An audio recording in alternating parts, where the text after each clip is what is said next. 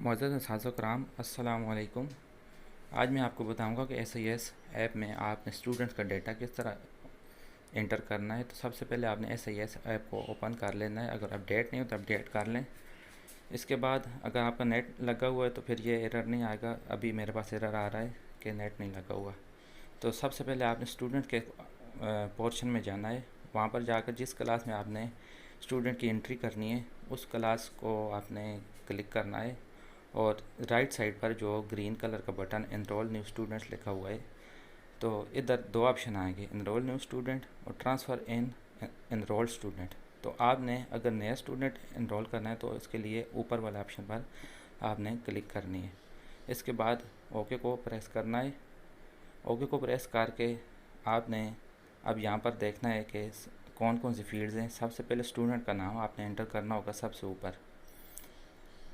ऊपर आपने स्टूडेंट का नाम एंटर करके फ़र्ज़ करें अली नाम है स्टूडेंट का, तो आपने अली लिख देना है। इसको थोड़ा करेक्ट करते हैं।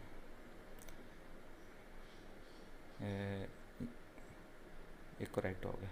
अब इसके बाद जेंडर है या डेट ऑफ बर्थ आपने सेलेक्ट कर लेनी है, ईयर, मंथ और ये डेट। इसके बाद आपने जिस भी डेट का वो पैदाइश जिसकी। अच्छा, इसके बाद आपने स्टूडेंट का बी फार्म, यहाँ पर जो 1300 का उसका बी फार्म नंबर होता है वो आपने यहाँ पर एंटर करना होगा। एंटर करने के बाद उसके नीचे वालिदैन का कांटेक्ट नंबर होगा वो आपने एंटर करना होगा, या उसके गार्डियन का कांटेक्ट नंबर भी आप एंटर कर सकते हैं। इसके बाद एड्रेस की बाहर आएगी। एड्रेस में उसका होम एड्रेस जहाँ पर वो रहता है वो एंटर करना होगा। इसके बाद आपने डिस्टेंस सेलेक्ट करना होगा कि वो कितने फासले से स्कूल में आ रहा है। यह सेलेक्ट करने के बाद आपने अगले ऑप्शन में देखना है कि ब्रिक किलन के वो भट्ठों पर काम करने वाले ये मजदूर हैं या स्पेशल बच्चा है या नहीं है। ठीक है। इसके बाद अगले टैब पर आपने आ जाना है, पेरेंट्स पे। पेरेंट्स वाले टैब में आके आपने उसके फादर की CNIC लिखना है। पहले नाम लिखना है, उसके बाद CNIC। नाम लिख के उसके बाद CNIC लिख के उसके नीचे गार्डियन का ऑप्शन है। गार्डियन में आप किसी उसके गार्डियन का नाम भी लिख सकते हैं। अगर वालिदैन उसके साथ नहीं है तो गार्डियन का नाम भी आप इधर इंदराज करके उसके गार्डियन का शनाख्ती कार्ड नंबर आप यहाँ पर इंदराज कर सकते हैं।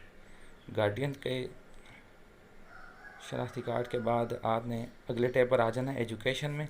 यहाँ पर आपने एनरोलमेंट नंबर लिखना है जो कि दाखिला रजिस्टर में इसका दाखिला नंबर होता है, वो आपने सबसे ऊपर लिखना है।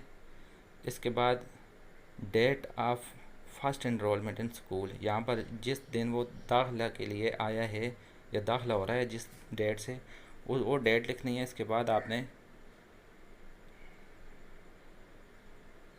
क्लास लिखनी है, कौन सी क्लास में दाखिल हो रहा है। फ़र्ज़ करें चौथी, पाँचवीं, किसी भी क्लास में दाखिला हो सकता है वो। और अपने स्कूल का मीडियम लिख देना है कि वो किस मीडियम में यहाँ पर ज़ेर तलीम रहेगा।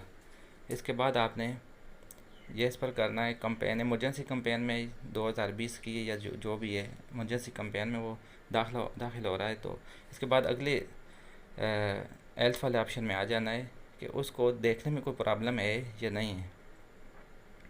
आप अगर फ़र्ज़ करें वो ग्लासेस इस्तेमाल करते तो आपने येस करना है। उसके बाद वो रीडिंग में डिफ़िकल्टी महसूस कर रहा है कि नहीं, ये चीज़ भी आपने देखनी है रीडिंग में करवा के बच्चे को। और इसके बाद अगला है ईयरिंग। ईयरिंग में आपने देखना है कि वो सुनने में कुछ मुश्किल तो नहीं महसूस कर रहा। अगर महसूस कर रहा है तो येस वरना नो। इसके बाद अगला है वॉकिंग। चलने में वो कोई किसी किस्म की कोई चीज़ तो इस्तेमाल नहीं करता या कोई अगर मुश्किल है तो वो भी आपने यहाँ पर इसका इंदराज करना है मुनासिब तरीके से।